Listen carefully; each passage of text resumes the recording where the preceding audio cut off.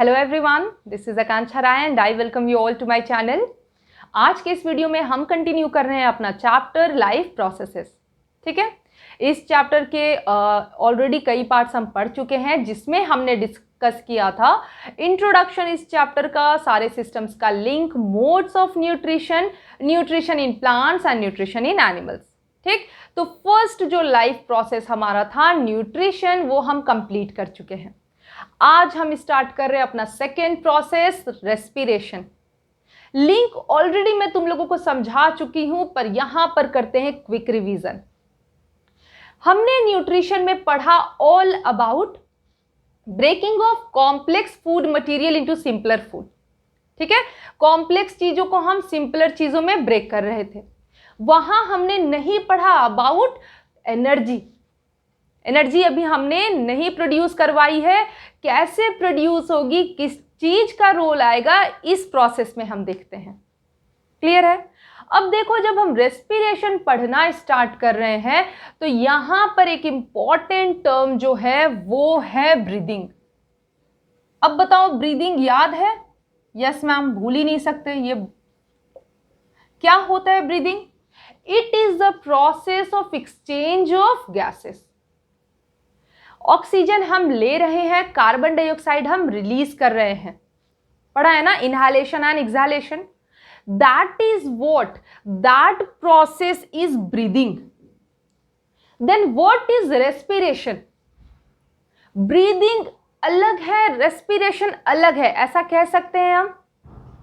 Meaning की बात करें तो बिल्कुल कह सकते हैं कि ब्रीदिंग में वी आर एक्सचेंजिंग गैसेस का एक्सचेंज हो रहा है। पर अगर हम ब्रॉड लेवल पे बात करें तो वी हैव टू से what breathing is a step of respiration.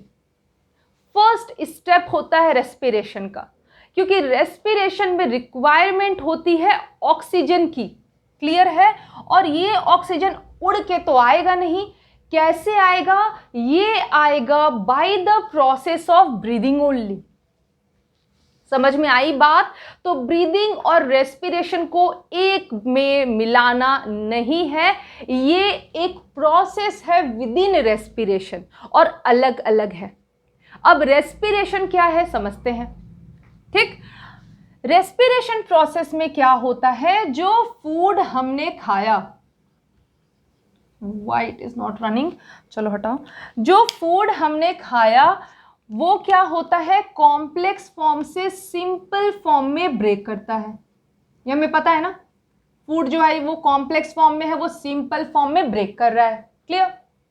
अब ये जो फूड है जिसे हम क्या कह रहे हैं, ग्लूकोज, सिंपल शुगर, ऑलरेडी बताया मैंने। ये हमारे कहां पर होगा, इंटेस्टाइन में फूड डाइजेस्ट हो रहा है। ठीक है, तो इसे पहुंचना है सारे बॉडी पार्ट्स में। क्लियर है? मान लो कोई बहुत अच्छा खासा क्या है, कोई बच्चा है, कोई भी है, उसके सारे बॉडी पार्ट में इस ग्लूकोज को पहुंचाना जरूरी है। एंड बॉडी पार्ट्स का मीनिंग क्या, हम हर सेल की बात कर रहे हैं। We are multi cellular organisms and number of cells are present in our body. तो हर सेल में ये फूड पहुंचना है। मैंने बताया था कि फूड पहुंच भी जाए हर सेल में, फिर भी इससे एनर्जी तब तक नहीं मिलेगी जब तक हम ऑक्सीजन को यहां नहीं लाएंगे। क्लियर है? तो रेस्पिरेशन का मीनिंग ही यही होता है कि what happens in this process, यहां पर जो जो ग्लूकोज है, जिसे हम कहते हैं रेस्पिरेटरी सबस्ट्रेट, क्योंकि रेस्पिरेशन में ये क्या होगा, ब्रेक होगा, इसको हम टर्म देते हैं रेस्पिरेटरी सबस्ट्रेट, जो क्या है, ग्लूकोज है। और रेस्पिरेटरी सबस्ट्रेट को किया जाता है ब्रेक, किस लिए, to produce energy in the presence of, कहां गया, ऑक्सीजन।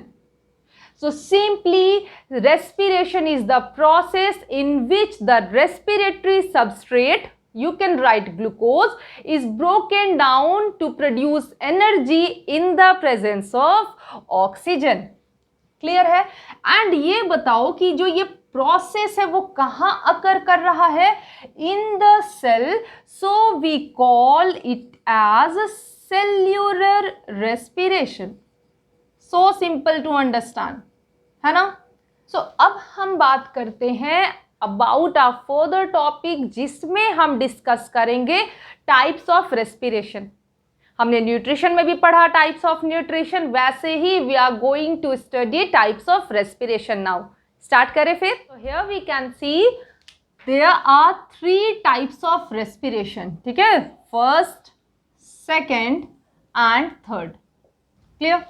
चलो अब नाम के बेसिस पे सबसे पहले चीजों को क्लियर करते हैं। यहां पर you can see term aerobic, यहां पर लिखा है एनारोबिक। ये तो मीनिंग तुम लोगों को क्लियर है, ठीक। एरोबिक का मीनिंग हुआ इन प्रेजेंस ऑफ ऑक्सीजन। कहीं कंफ्यूजन है इसमें? बिल्कुल नहीं, ठीक। एरोबिक का मीनिंग क्या हुआ, in presence of oxygen. Anaerobic का मीनिंग हुआ इन एब्सेंस ऑफ ऑक्सीजन, ठीक है। ये 2 पॉइंट क्लियर हो गए। चलो अब आगे समझते हैं होता क्या है इन प्रोसेस में। देखो ये तीनों बहुत इंपॉर्टेंट प्रोसेस है, तो तुम लोगों को अच्छे से इन तीनों प्रोसेस को याद रखना है। मैं पहले तुम लोगों को एक बेसिक डिफरेंस बता देती हूँ तीनों में। एरोबिक रेस्पिरेशन एज वी सी की यहाँ पर क्या है, प्रेजेंस ऑफ ऑक्सीजन में हो रहा है। And aerobic respiration absence of oxygen में हो रहा है। और lack of oxygen, you can understand कि यहाँ पर क्या ऑक्सीजन की कमी हुई है। क्लियर। जो रेस्पिरेशन का प्रोसेस होता है, देखो यहां पर रेस्पिरेशन में क्या होता है, ग्लूकोज ब्रेक करता है, पता है ना हमें, ग्लूकोज ही ब्रेक करके बनाता है H2O CO2 प्लस एनर्जी, जो हमारा मेन एम है। क्या करना है, फूड से हमें एनर्जी प्रोड्यूस करनी है, वही हमारा एम है। तो ये हो गया अपना रेस्पिरेशन का प्रोसेस। क्लियर। अब देखो यहां पर ऑक्सीजन की भी रिक्वायरमेंट होती है, ऐड कर देती हूं। ऑल द फोकस इधर करना था इसीलिए नहीं की बहुत ज्यादा। चलो ये जो ब्रेक हो रहा है ग्लूकोज और ऑक्सीजन से, ये सारी चीजें बन रही हैं, ये हमें छोटी दिख रही हैं। जैसे फोटोसिंथेसिस में क्या पढ़ा हमने, एक रिएक्शन पढ़ लिया, जब आगे देखा तो देख रहे हैं अरे बड़ी चीजें हो रही हैं, H2O टूट रहा है, ये हो रहा है, रिडक्शन हो रहा है। वैसे ही ये तो एक सिंपल इक्वेशन दिख रहा है हमें, पर यहां पर भी होती है बहुत लंबी स्टोरी। कहां से कहां तक, ग्लूकोज से एनर्जी बनने तक में ना बहुत लंबी चेन होती है, फोटोसिंथेसिस से भी ज्यादा। पर डरो मत, नहीं पढ़ना है तुम्हें, बाद के क्लासेस में पढ़ोगे, ठीक है। तो यहां पर एक छोटा सा बेसिक स्टेप हमें क्या समझना है कि ग्लूकोज पहले ब्रेक करता है पायरुविक एसिड में या पायरुवेट में, ठीक है। जो फर्स्ट स्टेप होता है ग्लूकोज का इस जर्नी में, हम पूरे जर्नी की बात कर रहे हैं ना, एक ट्रेन जर्नी स्टार्ट करती है, डिफरेंट स्टॉपेज पे रुकती है, तो वैसे ही जब ग्लूकोज अपनी जर्नी स्टार्ट करता है टू प्रोड्यूस एनर्जी, तो उस जर्नी में उसका जो पहला स्टेप होता है that is what, formation of pyruvate. Clear है। तो ये जो जर्नी है ये सबके लिए होगी, इसके लिए क्योंकि रेस्पिरेशन है, इसके लिए भी होगी, इसके लिए भी होगी, ठीक है। तो यहां पर लिख दूं मैं कि ग्लूकोज ने पहले क्या बनाया, ग्लूकोज ने पहले बनाया पायरुवेट, ओके, या पायरुविक एसिड। यहां पर भी सेम लिख दूं, ग्लूकोज ने क्या बनाया, ग्लूकोज ने अपने फर्स्ट स्टेज में बनाया पायरुवेट, ओके। एंड अगेन यहां पर भी ग्लूकोज ने अपने फर्स्ट स्टेप में बनाया pyruvate. So simple to get the things till now. Clear है। चलो अब देखो यहां पर क्या होता है, पायरुवेट के बाद we will go for our next step जो है टू प्रोड्यूस एनर्जी। और तो बहुत सारी चीजें होती है बीच में, पर मैंने कहा कि तुम लोगों को नहीं पढ़नी है। तो पायरुवेट के बाद एनर्जी, एनर्जी के साथ और क्या बन रहा है, एनर्जी के साथ और बन रहा है CO2, और क्या बन रहा है H2, ठीक। यहां पर आ जाओ, पायरुवेट के बाद भाई इसको भी एनर्जी बनानी है ना। यहाँ पर बनेगा इसका और क्या, कार्बन डाइऑक्साइड, और यहाँ पर इसका ये बन जाता है इथेनॉल। अब डिफरेंस पढ़ रहे हैं तो डिफरेंट चीजें लाएंगे ही ना, ऐसा थोड़े सिमिलर कर देंगे, है ना। तो यहाँ पर क्या आ गया, इथेनॉल आ गया। क्लियर। इसकी बात मैं थोड़ी देर में बताती हूं, पहले इन दोनों में बेसिक डिफरेंस समझ लो। क्लियर। अब देखो, अब तुम लोगों ने जब फोटोसिंथेसिस पढ़ा था, वहां पढ़ा था साइट ऑफ फोटोसिंथेसिस। प्रोसेस हो रहा है, सही है, कहां हो रहा है इज इंपॉर्टेंट टू नो। यहां पर भी देखते हैं कहां हो रहा है। तो सेल का स्ट्रक्चर देखे क्या पहले, चलो देखते हैं। ये देखो सेल बड़ा बड़ा बना दिया मैंने, समझ सकते हो तुम लोग, सब जानते हो। ये क्या हो गया अपना अंदर का पार्ट, ये होता है साइटोप्लाज्म, होता है ना। चलो अब देखो, ये जो ग्लूकोज से पाइरूवेट होने का प्रोसेस होता है जो बन रहा है, इसको हम कहते हैं ग्लाइकोलिसिस। ग्लाइकोलिसिस क्यों कह रहे हैं ये भी बता रही हूं, ताकि तुम लोग डर ना जाओ वर्ड देख के। ग्लाइको से तुम लोग को रिलेट करना है ग्लूकोज, किधर है ये, तो बोलोगे वाई है, इतना तो तुम लोग इधर उधर कर सकते हो। नहीं, ग्लूको नहीं है, ग्लूकोलिसिस नहीं करना, यह है ग्लाइकोलिसिस। सुंदर लग रहा है। ग्लाइको और लाइसिस का मतलब होता है तोड़ना, ब्रेक करना। ठीक है, तो ग्लूकोज क्या हो रहा है, ब्रेक कर रहा है। ठीक, तो यहां पर ग्लूकोज ब्रेक करके बनाया पाइरूवेट, और ये हो कहाँ रहा है, जो स्टोरी है वो ये है, हो कहाँ रहा है, तो हो रहा है इन साइटोप्लाज्म, या फिर साइटोसोल भी लिखा है तो परेशान नहीं होना है। ठीक, यहां पर आ जाओ, सेम चीज। इस प्रोसेस को हम क्या कह रहे हैं, अगेन हम कह रहे हैं ग्लाइकोलिसिस। लिख दूं, नहीं लिखूंगी तो तुम लोग बोलोगे नहीं लिखी मैम, नहीं लिखी। चलो, glycolysis again that is breaking of glucose. ठीक, कहां हो रहा है, अगेन साइटोप्लाज्म में। ठीक है, अब यहां पर स्टोरी हुई थी अपनी चेंज, तो यहां पर हम साइट भी करेंगे चेंज। क्या करेंगे, हमारी मर्जी, हम जो कर दें। चलो पहले तो हम इस प्रोसेस को देख लेते हैं कि इस प्रोसेस को क्या कहते हैं। तो ये पाइरूवेट से जो एनर्जी बन रही है, इसको हम कह रहे हैं क्रेब्स साइकिल। एंड ये हो कहां पर रहा है, ये हो रहा है इन, अरे एक ही कलर यूज करें तो बेटर होगा, ये हो रहा है इन माइटोकॉन्ड्रिया।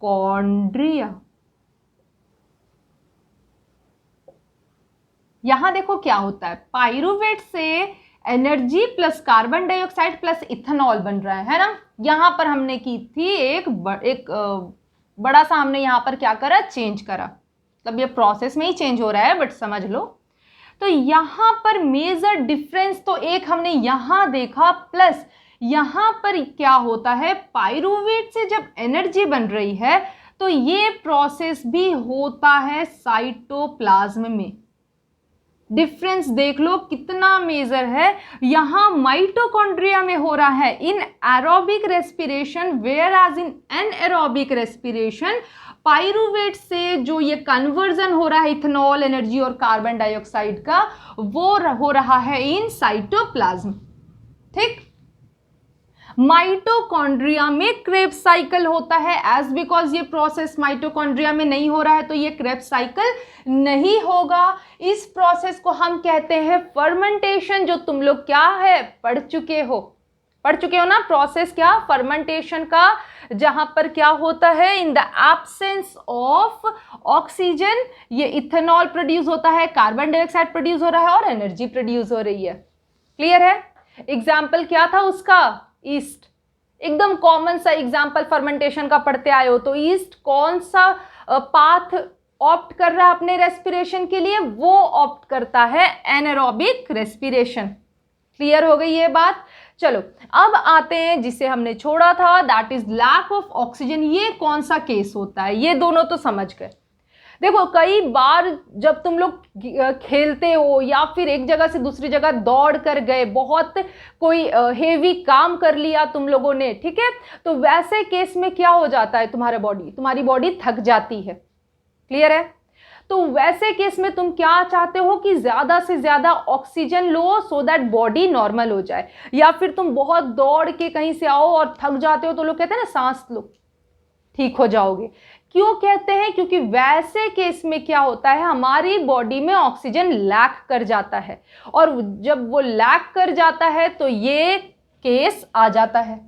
जो एथलीट्स होते हैं, बहुत ज़्यादा दौड़ते हैं, तो क्या होता है उनके केस में, ऑक्सीजन की कमी हो जाती है, ग्लूकोज पाइरूवेट में ब्रेक करेगा। तो सेम जैसे यहाँ पर ग्लाइकोलिसिस प्रोसेस हो रहा है और साइटोप्लाज्म में हो रहा है, सेम चीज़ होगी, बट बियॉन्ड दैट क्या होता है, पाइरूवेट के बाद क्या होता है, ये मसल सेल में होता है। ठीक है, कहाँ होता है? मसल सेल में। और पाइरूवेट जो है वो फॉर्म कर देता है लैक्टिक एसिड। क्लियर है? और इस लैक्टिक एसिड के प्रेजेंट के कारण, मतलब ये जो फॉर्मेशन हो रहा है लैक्टिक एसिड का, उसके कारण हो जाता है क्या, उसके कारण क्रैम्प्स प्रोड्यूस हो जाते हैं। देखते हो ना, बहुत ज्यादा कोई दौड़ता है तो क्रैम्प आ जाता है, because of what, formation of this lactic acid. इसीलिए बोला जाता है oxygen low more and more, so that oxygen क्या करे, वो इस लैक्टिक एसिड को ब्रेक कर पाए, ताकि चीजें नॉर्मल हो पाए, क्रैम्प जो है वो रिमूव हो पाए। क्लियर है? तो ये तीनों बेसिक डिफरेंस, इन तीनों में जो बेसिक डिफरेंसेस थे वो समझ में आए। चलो और थोड़ा मैं क्लियरली बताती हूं, इन तीनों को डिफरेंशिएट करके देख लेते हैं। Here we can see the differences between 3 types of respiration. देखो यहाँ पर तो मैंने लिखा है, पर तुम लोगों को मैं बार बार हर वीडियो में बताती हूँ, और यहाँ भी बता रही हूँ कि तुम लोगों को हैंड रिटन नोट्स अवेलेबल हो जाएंगे और बहुत ही अच्छे प्रॉपर वे में हो जाएंगे। तो तुम लोगों को बिल्कुल परेशान नहीं होना है कि नोट्स नहीं है। चीज़ें यहाँ समझ लो, एक्सप्लेन जो कर रही हूँ वो सारी चीज़ें एक बार सेट कर लोगे माइंड में, फिर रिटन नोट्स देखोगे तो तुम्हारे लिए बहुत कन्वीनियंट होगा क्या चीज़ों को माइंड में रख पाना। ठीक है, तो यहाँ पर तुम बस चीज़ों को समझ लो। देखो यहाँ पर जो चीज़ें हम ऑलरेडी समझ चुके हैं वही मैंने लिखी है, that is glucose, glucose and glucose which is respiratory substrate.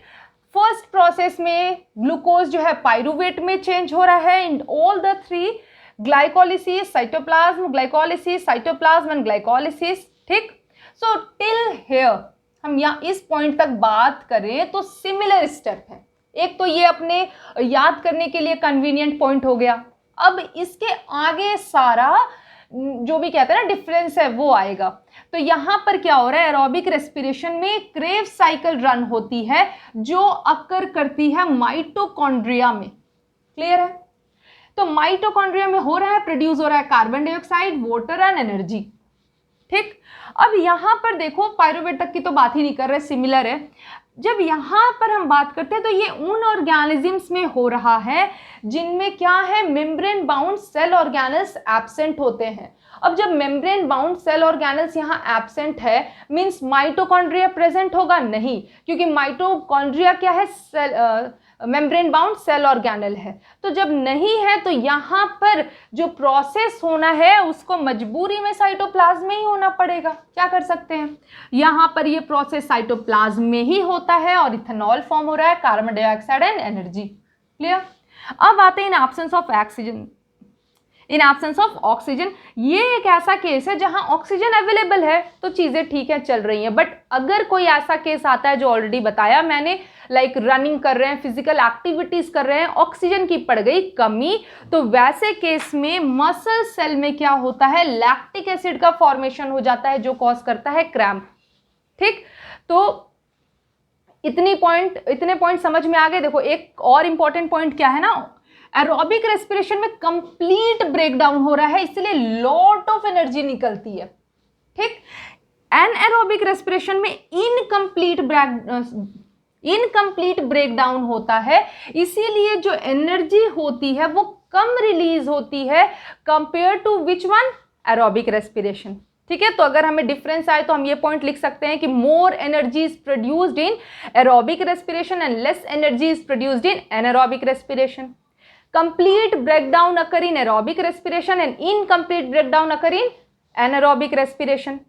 Two types of cell parts are involved in aerobic respiration, that is cytoplasm and mitochondria, whereas only cytoplasm, that is in anaerobic respiration only cytoplasm is available for the reaction to take place. ठीक है, तो ये सारे points हो गए हमारे differences, and in next class we will study in detail about respiration process in plants and animals. ठीक है, till then stay safe and take care everyone. Bye bye.